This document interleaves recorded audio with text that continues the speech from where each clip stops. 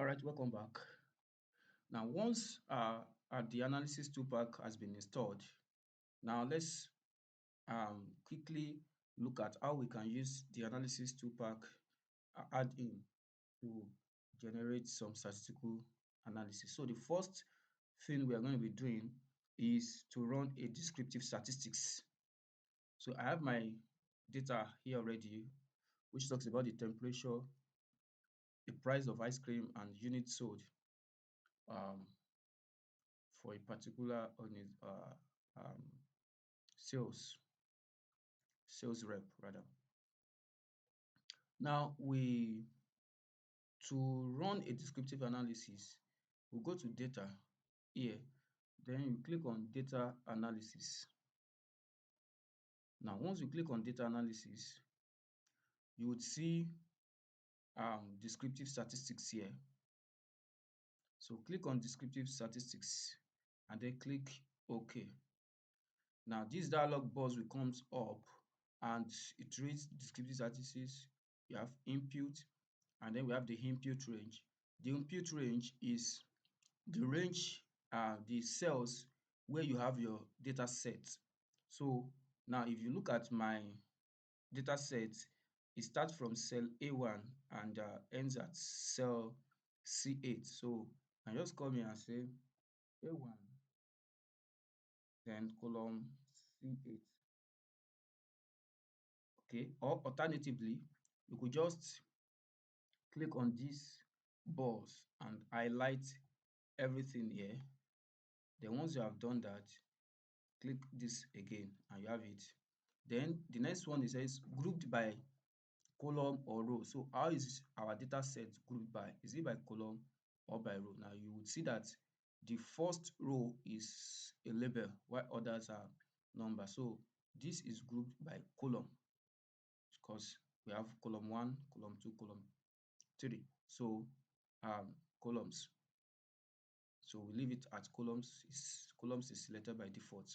Now the next thing, it says labels in first row. Do we have label in the first row? Yes. So we check this box.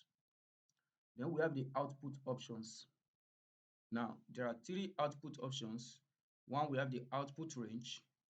We have the new worksheet ply, and then we have the new workbook.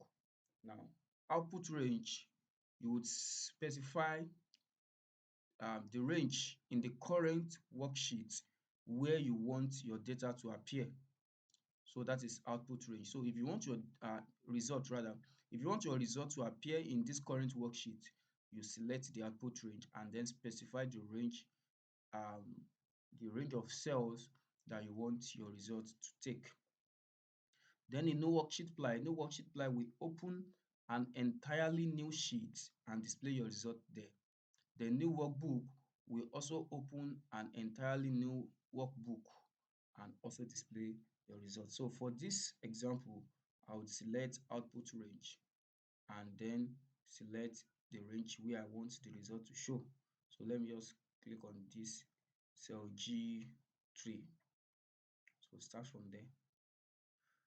Then we have other options here. We have the summary statistics. Yes, do we need it? So I'll check this box if I want to know the summary statistics. The confidence level for me, if I want to know the confidence level, I'll check this box.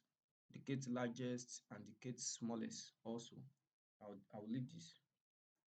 So now you will notice that confidence level for me is 95%. Okay, it's showing you that you are 95% confident that the result is accurate. So that means you are leaving out 5% level of error, and we call that significant level. So you are leaving out a 5% significant level when you specify your confidence level to be 95%. So by default, let's just leave it at 95% and then we click OK. So once we click OK, the result comes up.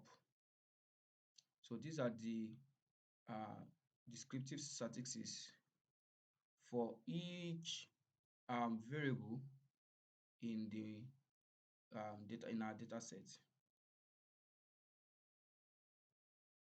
Okay, now so we have the mean. This is the mean for temperature. This is the standard error. This is the median. the mode is not available. Then this is the standard deviation, the sample variance, the kurtosis, skewness, range, minimum, maximum, and count. Also, for the price of ice cream, we have the same thing. And then for units sold, we also have the same thing. Then here is the 95% confidence level for the mean. So the result is here with displayed. So basically, that is how to run a descriptive statistics in Excel. So how do we interpret this? What do we use descriptive statistics for? Now, descriptive statistics is used to describe um, informations on our data set. That is descriptive let me just show you this. Okay, so descriptive statistics summarizes or describes the characteristics of a data set.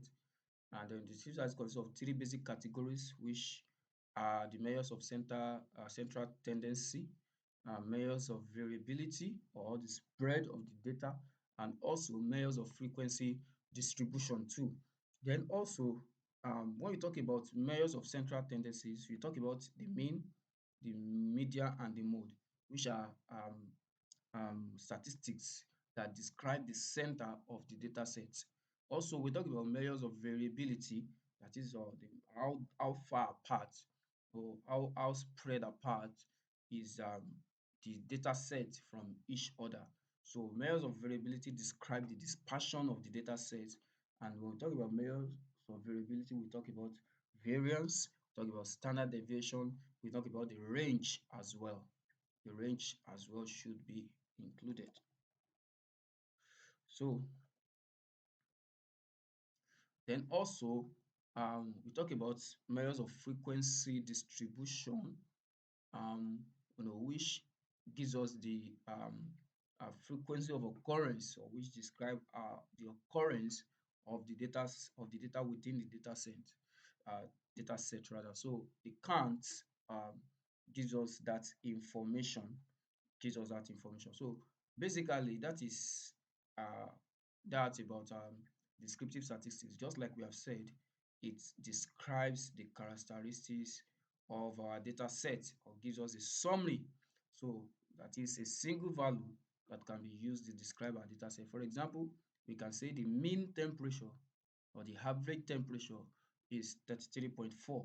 So that is using a single value to describe you know, to describe the whole of our data set. So we'll look at some other statistical analysis that can be done using the analysis toolpak in Excel in the next video.